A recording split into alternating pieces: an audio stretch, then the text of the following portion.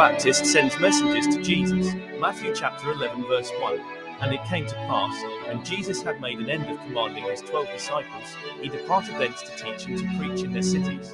Context: Jesus had just finished commanding his 12 disciples and departed to teach and preach in various cities. John the Baptist's inquiry.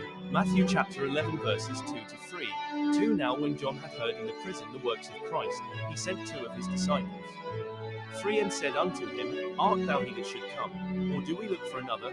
John, who was in prison at the time, hears about the works of Christ and sends 2 of his disciples to ask Jesus, Are you the one who is to come, or shall we look for another?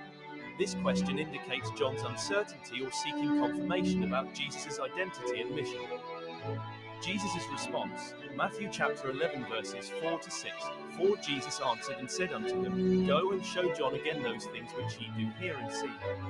5 The blind receive their sight, and the lame walk, the lepers are cleansed, and the deaf hear, the dead are raised up, and the poor have the gospel preached to them. 6 And blessed is he, whosoever shall not be offended in me. Jesus instructs John's disciples to report back what they see and hear. The blind receive sight, the lame walk, lepers are cleansed, the deaf hear, the dead are raised, and the poor have the gospel preached to them. Jesus also blesses those who do not stumble because of him, i.e., who do not take offense at him. Jesus' praise of John the Baptist. Matthew chapter 11 verses 7 to 15. 7 And as they departed, Jesus began to say unto the multitudes concerning John, What went ye out into the wilderness to see? A reed shaken with the wind. 8 But what went ye out for to see? A man clothed in soft raiment. Behold, they that wear soft clothing are in kings' houses. 9 But what went ye out for to see? A prophet. Yea, I say unto you, and more than a prophet. 10 For this is he, of whom it is written, Behold, I send my messenger before thy face, which shall prepare thy way before thee. 11 Verily I say unto you, among them that are born of women there hath not risen a greater than John the Baptist, notwithstanding he that is least in the kingdom of heaven is greater than he. 12 And from the days of John the Baptist until now the kingdom of heaven suffereth violence, and the violent take it by force. 13 For all the prophets and the law prophesied until John. 14 And if ye will receive it, this is Elias, which was for to come. 15 He that hath ears to hear, let him hear. Jesus affirms John's significance. He was more than a reed swayed by the wind or a man in fine clothes. He was a prophet and the messenger preparing the way for the Messiah.